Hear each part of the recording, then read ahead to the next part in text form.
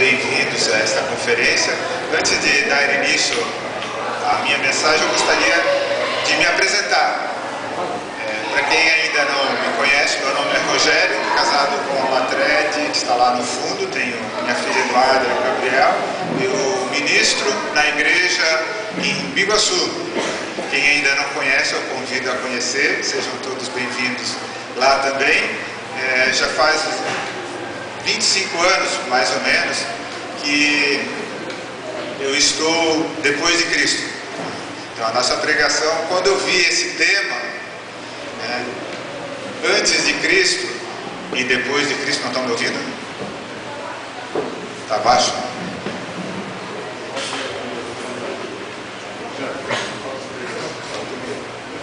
Está no máximo.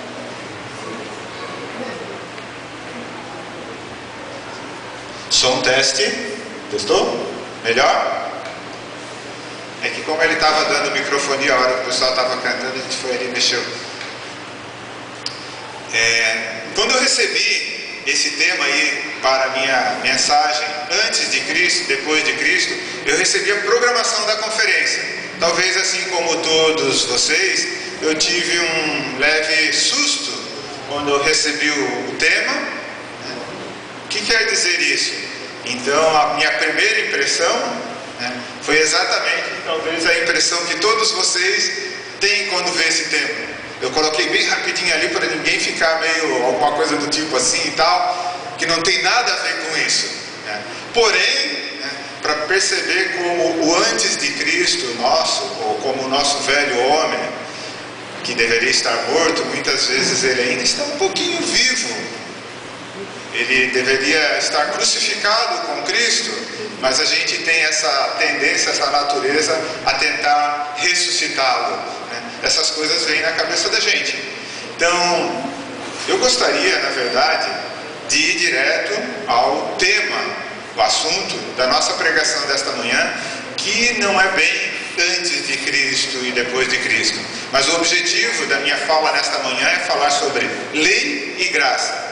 E falando sobre lei e graça, vocês vão ver aqui que eu tenho 12 páginas, tá? Mas eu não vou falar tudo que está aqui. Isso é porque esse tema vai levantar bastante questionamentos, muitas perguntas que vocês provavelmente desejarão fazê-las a mim ou qualquer um dos outros irmãos que podem responder mais tarde. E nós estaremos à disposição para isso.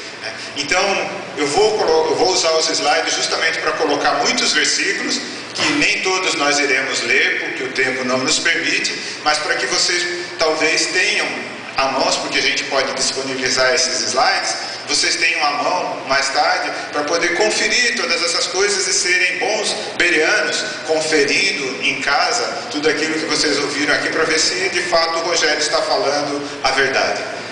Então, o nosso estudo de hoje, ele vai ser dividido em 3 tópicos principais, tá? A primeira parte, nós veremos uma divisão dispensacional, a divisão dos tempos, que distingue, então, o que é lei, o que é graça. Então, primeiro nós vamos ser bem técnicos e falar bem dessa questão de marcos, que dividem uma coisa da outra.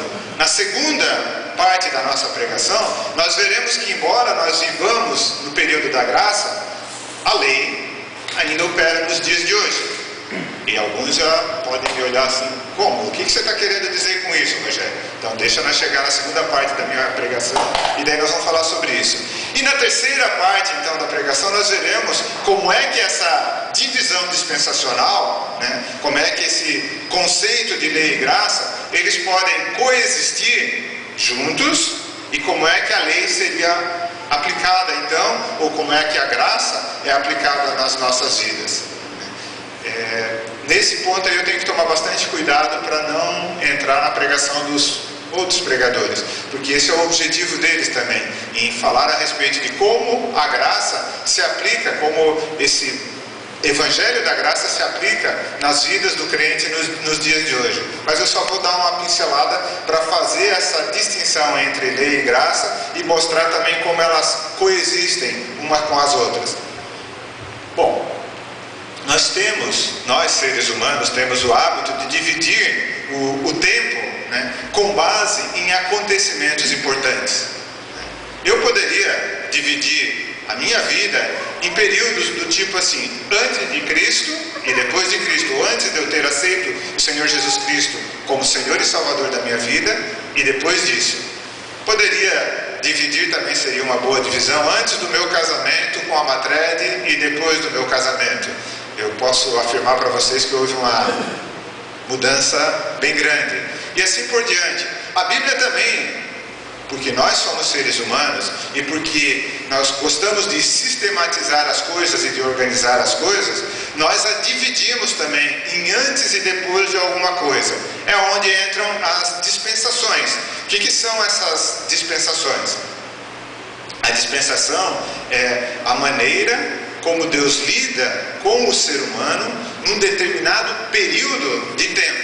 Então seria a forma como Deus está auxiliando e cuidando e tratando com o ser humano num determinado período de tempo. Então nós temos várias dispensações que nós conhecemos: a inocência e consciência, ou seja, antes do pecado de Adão, né, eles viviam de um jeito diferente. Depois do pecado de Adão, antes do dilúvio e depois do dilúvio. Antes do dilúvio o mundo era diferente do mundo que Noé veio a conhecer depois do dilúvio.